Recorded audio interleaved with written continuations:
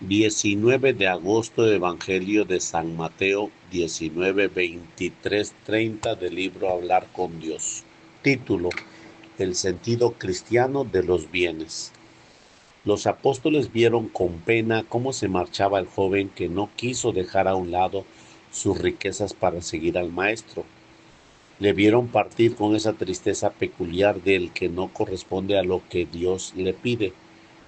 Todos quizás pensaron que podía haber sido uno del grupo de los más íntimos, aquellos que escucharon confidencias entrañables de Jesús y recibieron más tarde el mandato de evangelizar al mundo, de ir con la doctrina de Cristo hasta los confines de la tierra. En este clima, mientras reemprende la marcha, el Señor les dijo: difícilmente entra un rico en el reino de los cielos. Y añade: es más, os digo que es más fácil que un camello pase por el ojo de una aguja que un rico entre en el reino de los cielos. Los discípulos quedaron muy asombrados.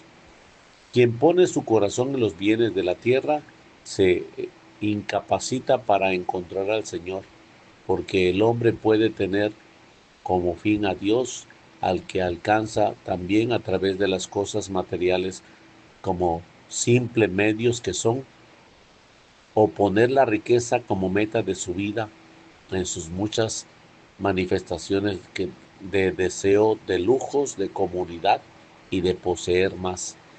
El corazón se orienta según uno de estos dos fines. Quien lo tiene repleto de bienes materiales no puede amar a Dios, no se puede servir a Dios y a la riqueza. Enseña el Señor en otra ocasión.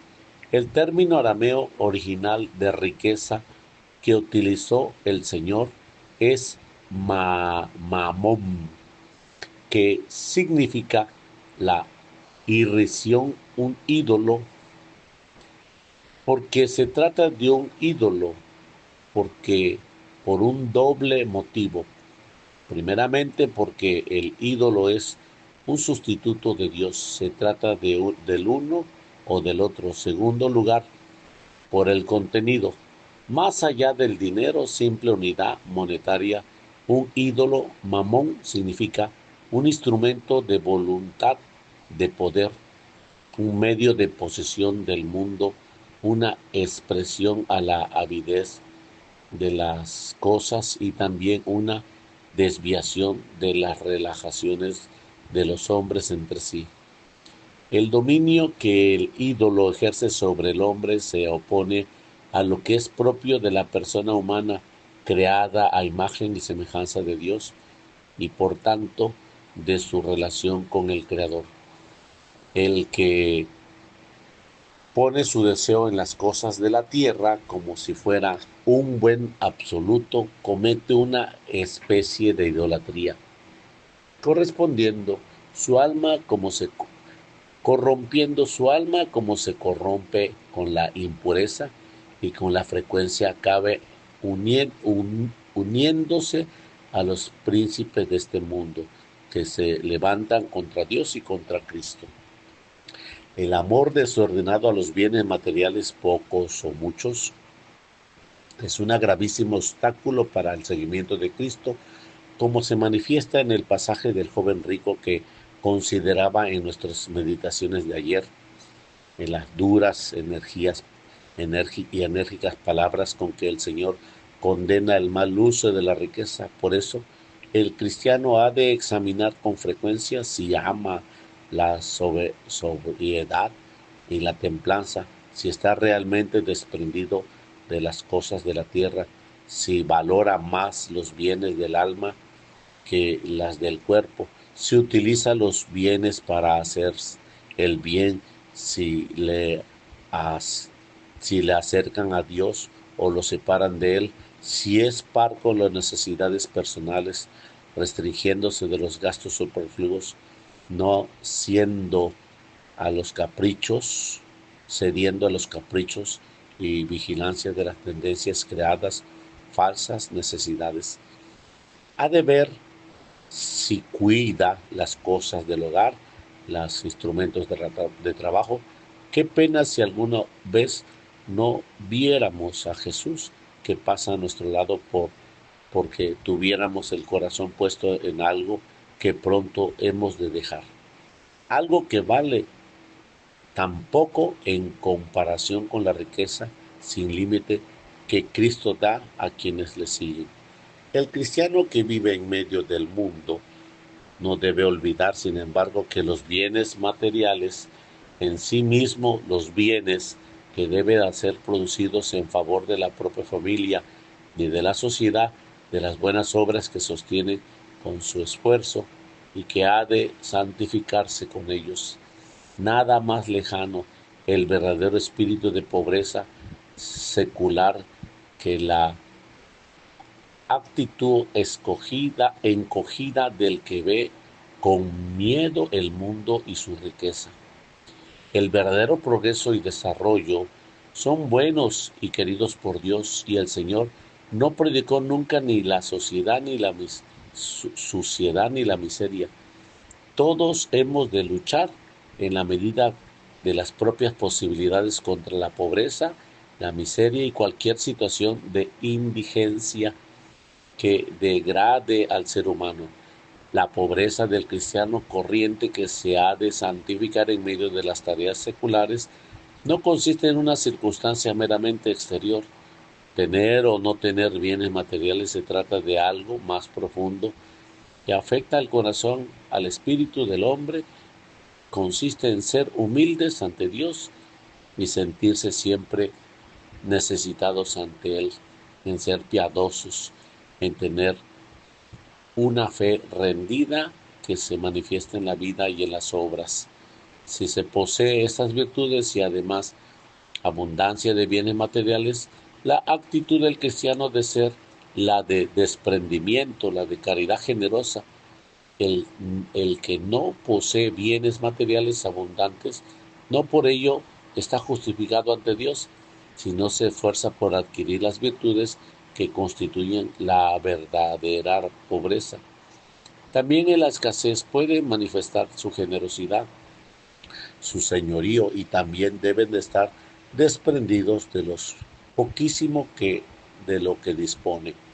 Jesús estuvo muy cerca de los pobres, de los enfermos, de quienes padecían necesidades, pero entre los más allegados a su persona no faltaron gente de fortuna más o menos cuantiosas. Las mujeres que subvenían a sus necesidades eran gente acomodada. Algunas de sus apóstoles, como Mateo y los hijos de Zebedeo, tenían ciertos medios económicos. José de Arimatea, hombre rico, en, es mencionado expresamente como discípulo suyo. Él y Nicodemo tienen el privilegio de recibir el cuerpo muerto de Jesús, para cuya sepultura trajo este último gran cantidad de aromas, unos 100 libras, más de 300 kilos. La familia de Betania, con la que tenía una especial amistad, era probablemente de cierto relieve social, pues son muchos los judíos que acuden a casa de la muerte de Lázaro. Llama a Zaqueo para hospedarse en su casa y le admite entre sus seguidores. El mismo vestido de Jesús no carecía de presencia, pues llevaba una túnica inconsútil, orlada. Los bienes de la tierra no son malos. Se pervierte cuando el hombre se erige en ídolos y ante esos ídolos se postra. Se ennoblecen cuando los convertimos en instrumento para el bien, en una tarea cristiana de justicia y de caridad. No podemos ir detrás de los bienes económicos como quien va en busca de un tesoro. Nuestro tesoro es Cristo, y en Él se han de concentrar todos nuestros amores. Él es el verdadero valor de los fines de toda nuestra vida, por encima de la cual nada hay. Él debemos imitar según las circunstancias personales de cada uno, y nunca debemos dar por supuesto el desprendimiento de los bienes y el recto uso, porque la tendencia de todo hombre, de toda mujer, es fabricarse sus propios ídolos, crearse necesidades innecesarias, gastar más de lo debido, poseer los bienes para los propios caprichos, sin tener en cuenta que el hombre, al usarlas, no debe tener las cosas que legítimamente posee como exclusivamente suyas, sino también para las comunes, en el sentido de que no le aprovecha a él solamente, sino también a los demás. Examinemos hoy la rectitud con que usamos los bienes si tenemos el corazón puestos en el Señor, desasiados de los muchos y de los pocos que deseamos, teniendo en cuenta que un signo claro de desprendimiento es no considerar de verdad cosa alguna como propia. Debemos de desarrollar sin miedo, sin falsas modestias ni timidez, todos los talentos que el Señor nos ha dado, poner nuestra energía para que la sociedad progrese y lograr que sea cada vez más humana, que se den las condiciones necesarias para que todos lleven una vida digna como corresponde a hijos de Dios. Hemos de aprender a dar de lo nuestro y fomentar y ayudar según nuestras circunstancias a instituciones y fundaciones que eleven y rediman al hombre en su incultura y de sus condiciones menos humanas. Debemos procurar en lo que de nosotros depende que no existen más esas desigualdades y diferencias sociales que claman al cielo. Por un lado, personas que luchan cada día para sobrevivir y por otro, despilfarros que ofenden a la criatura y al Creador. Encontramos muchas dificultades internas en nuestro corazón donde subsisten las raíces del egoísmo y de las posesiones desordenadas y externas de las que un ambiente lanzado sin freno hacia los bienes del consumo. Este ambiente externo que lleva consigo frecuentemente una fuerte carga de sensibilidad es en el marco más adecuado para que proliferen las desviaciones morales de todo signo. El erotismo, la exaltación de placeres estimulados y cultivos por sí mismos, la degradación por el abuso del alcohol y las drogas. Es evidente que tales excesos aparecen como consecuencias de la insatisfacción profunda que padece el hombre cuando se aparta de Dios. El resultado está a la vista. Hombres y mujeres incontables ya, faltos de ideales, sin criterios, sin sentidos claros de las cosas y de la vida, que se levantan contra el Señor y contra Cristo.